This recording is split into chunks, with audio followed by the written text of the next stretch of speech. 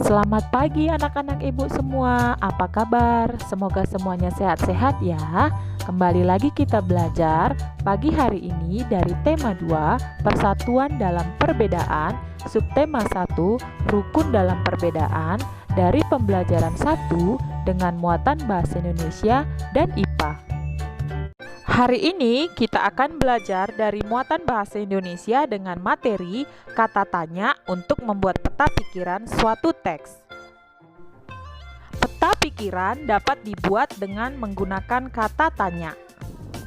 Berikut kata tanya dan fungsinya yang dapat digunakan untuk membuat peta pikiran. 1. Apa? Fungsinya kata tanya untuk menanyakan hal atau peristiwa yang terjadi. 2. Siapa? Fungsinya kata tanya untuk menanyakan seseorang atau pelaku yang terlibat dalam suatu peristiwa. 3. Kapan? Fungsinya kata tanya untuk menanyakan waktu terjadinya peristiwa. 4. Di mana? Fungsinya kata tanya untuk menanyakan tempat terjadinya suatu peristiwa. 5. Mengapa?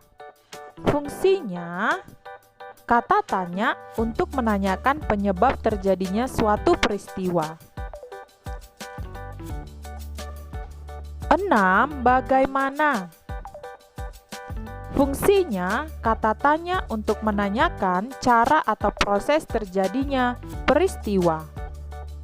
Nah, anak-anak, itulah tadi kata tanya beserta fungsinya. Sekarang, perhatikan teks berikut, penyusunan teks proklamasi kemerdekaan Indonesia. Tahukah kamu sejarah penyusunan teks proklamasi Indonesia yang dibacakan oleh Soekarno? Teks proklamasi kemerdekaan Indonesia disusun oleh Soekarno, Muhammad Hatta, dan Ahmad Subarjo di Rumah Laksamana Maeda di Jalan Imam Bonjol nomor 1. Naskah tersebut disusun dengan cara menyimpulkan ide dan juga mendiskusikannya terlebih dahulu. Setelah susunan bahasa dalam naskah proklamasi dianggap sudah runut dan bagus, naskah tersebut diketik oleh Sayuti Melik ditemani oleh BM Diah. Awalnya, naskah yang sudah disepakati dan diketik menggunakan mesin tik milik Laksamana Maeda.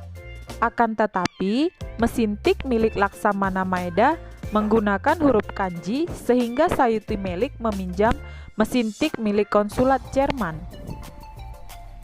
Naskah proklamasi yang sudah diketik ditandatangani oleh Soekarno dan Muhammad Hatta sebagai wakil bangsa Indonesia. Selanjutnya, pada pagi hari dilakukan upacara proklamasi di halaman rumah Soekarno, yaitu di Jalan Proklamasi nomor 1 pukul 10 WIB. Setelah kita membaca teks tersebut dengan seksama, sekarang buatlah peta pikiran berdasarkan informasi yang terdapat dalam teks tersebut. Gunakan kata tanya yang telah Ibu jelaskan. Untuk membuat peta pikiran dengan menggunakan kata tanya, tuliskan judul terlebih dahulu, penyusunan teks proklamasi kemerdekaan Indonesia. Kemudian kita gunakan kata tanya apa, peristiwa apa yang sedang terjadi. Kedua, siapa yang menyusun teks proklamasi kemerdekaan Indonesia? 3. Kapan terjadinya peristiwa tersebut? 4. Di mana proses penyusunan teks proklamasi kemerdekaan Indonesia dilakukan? 5. Mengapa peristiwa tersebut dapat terjadi? 6. Bagaimana penyusunan teks proklamasi kemerdekaan Indonesia dilakukan? Nah, anak-anak ibu, inilah cara membuat peta pikiran dengan menggunakan kata tanya. Jadi, Ibu harap kalian semua sudah paham ya.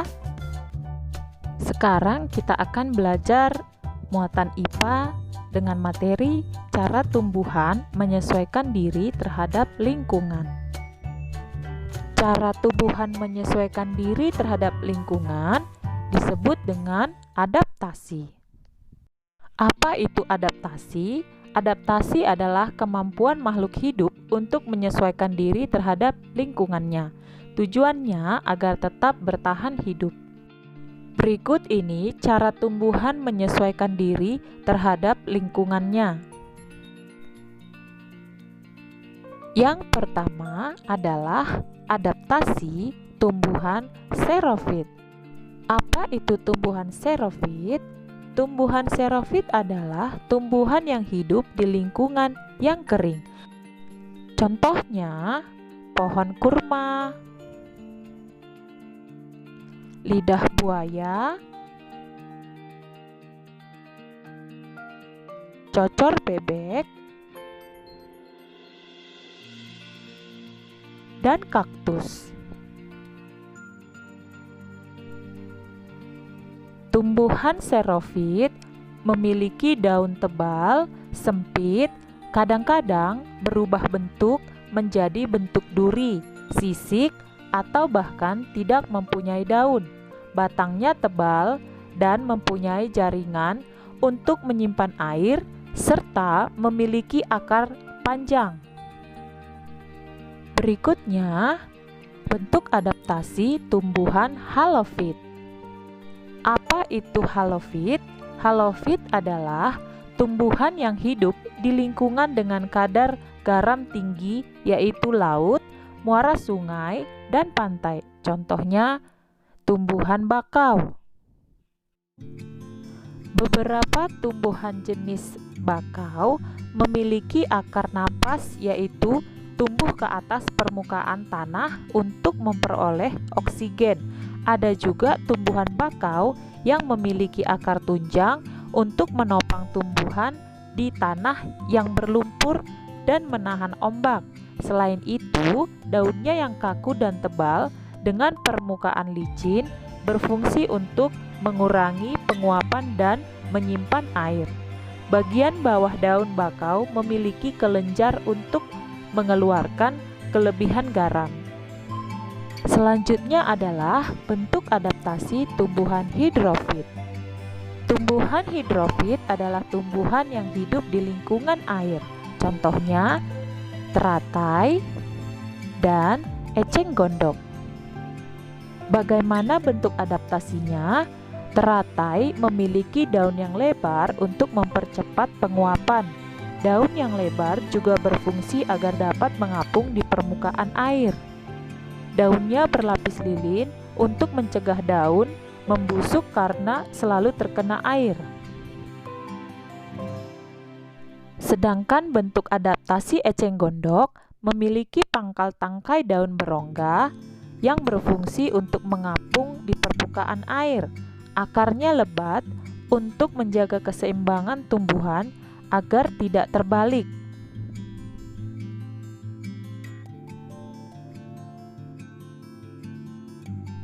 Berikutnya adalah adaptasi tumbuhan higrofit. Apa itu tumbuhan higrofit? Tumbuhan yang dapat hidup di lingkungan lembab. Contoh tumbuhan higrofit adalah begonia dan tumbuhan paku. Oleh karena hidup di tempat lembab, penguapan terjadi dengan lambat. Air dikeluarkan melalui struktur khusus pada daun yang disebut stomata air, disebut hidatoda. Berikutnya, bentuk adaptasi tumbuhan yang miskin nitrogen. Tumbuhan yang tumbuh di lingkungan miskin nitrogen biasanya melakukan penyesuaian diri dengan memerangkap serangga kemudian mencerna sebagai sumber nitrogen. Contohnya adalah tumbuhan kantong semar dan tumbuhan Venus. Nah, anak-anak, itulah tadi materi IPA kita hari ini, cara tumbuhan menyesuaikan diri terhadap lingkungan. Ibu harap kalian semua sudah paham ya. Sampai di sini dulu pelajaran kita hari ini. Sampai bertemu lagi di pelajaran berikutnya. Salam sehat dan tetap semangat.